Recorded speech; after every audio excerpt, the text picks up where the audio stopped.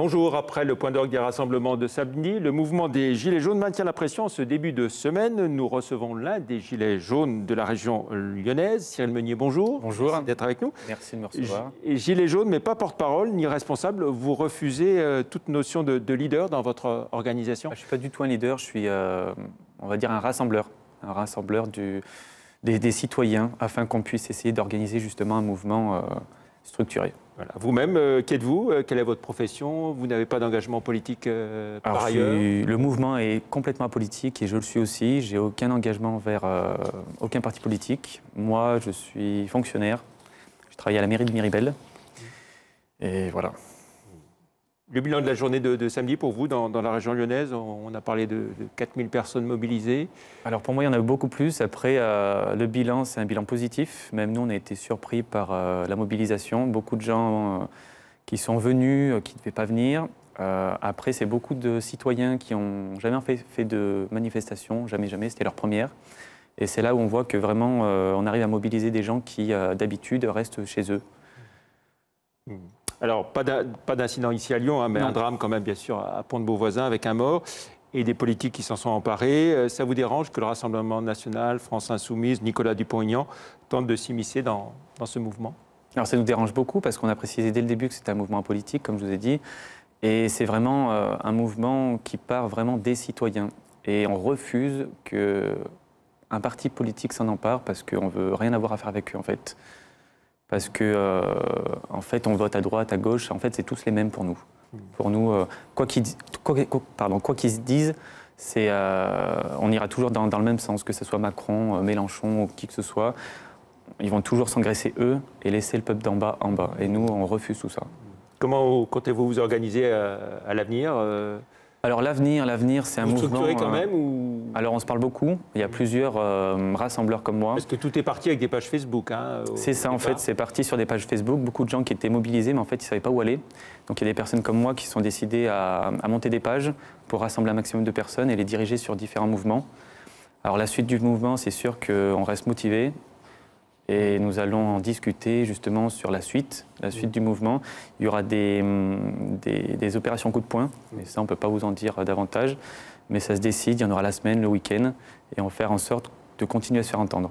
Quand vous dites coup de poing, c'est par surprise, c'est pas... C'est ça, c'est des opérations qui seront le jour, la nuit. Non, rien de violent, on est vraiment... Il y a l'expression d'un ras-le-bol, certains crient Macron démission, vous aussi? Alors moi, je crie plutôt... un changement de direction de politique. Alors soit on essaye de moins donner aux riches et moins de faire de cadeaux aux riches et donner un peu plus à la France d'en bas, comme on l'appelle, soit une démission du gouvernement, oui, parce qu'en fait on ne peut plus aujourd'hui accepter que le gouvernement il fasse des cadeaux aux entreprises du CAC 40, parce qu'aujourd'hui on veut taxer par exemple le citoyen français qui prend sa voiture diesel, mais on ne s'en prend pas à Total. Total qui lui pollue et lui fait des bénéfices de plusieurs milliards par an. Et ça, c'est pas acceptable.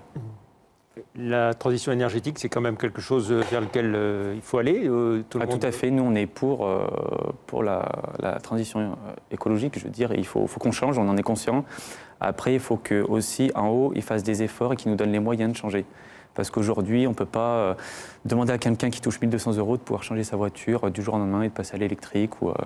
Ça, c'est pas possible. Après, on est aussi là pour défendre tous les citoyens français. On est là pour les EHPAD, pour les pompiers qui se font caillasser et insulter. On est là aussi pour défendre les forces de l'ordre, que je voudrais remercier aujourd'hui parce qu'ils nous ont beaucoup aidés samedi. On est là pour aussi tout ce qui est agriculture. Parce qu'il faut dire que les agriculteurs, aujourd'hui, il y a un agriculteur tous les 2 jours qui se suicide, ça choque personne. Et aujourd'hui, c'est plus possible de continuer avec des politiques comme ça. On l'évoque beaucoup, effectivement, les problèmes de suicide d'agriculteurs. Bon, on l'évoque beaucoup, mais c'est un peu comme les pompiers, les policiers, on y évoque. On fait des mesurettes. Mais en fait, il n'y a rien de concret qui se fait et on continue à les laisser s'enfoncer. La suite maintenant, pour vous, ça va être quoi? On a entendu parler de volonté de bloquer des dépôts pétroliers à Fos-sur-Mer, à Feyzin, ce n'est pas le cas? Alors, c'est en discussion, mais c'est sûr que pour se faire entendre, au bout d'un moment, il faudra durcir les mouvements. Alors aujourd'hui, on continue être peut-être plus nombreux aussi? Alors, plus nombreux... Parce que s'il n'y a pas de blocage à Feyzin, c'est peut-être parce que vous n'êtes pas assez nombreux, tout simplement, non? Non, c'est une question d'organisation, parce que ça ne se fait pas du jour au lendemain.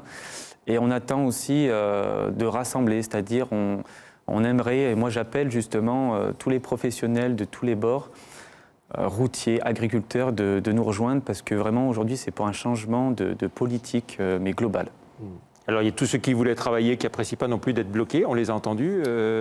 Tout à fait. Alors sur la région lyonnaise, nous, on a tout fait pour bloquer personne en fait. C'est pour ça qu'on a plutôt fait des opérations escargot, des opérations de filtrage. Il fallait montrer pas de blanche, quoi. En gros, si vous disiez oui, oui, c'est bien ce que vous faites, on vous laissait passer, sinon on vous bloquait. Sur certains points, oui, c'est ce qui s'est fait. Après, notamment sur tout ce qui était périph', autoroute, on a bien laissé passer les gens, on a laissé la voie de gauche de libre, parce qu'on n'est pas là non plus pour empêcher les gens d'aller travailler. Péage de Villefranche est toujours bloqué Villefranche, ce matin, c'était toujours en cours. Après, on a reçu des messages de quoi les forces de l'ordre avaient été appelées pour expulser tout le monde. Il y a Saint-Quentin-Falavier qui est toujours en cours et ils tiennent bon. Et j'appelle justement à une mobilisation pour les soutenir.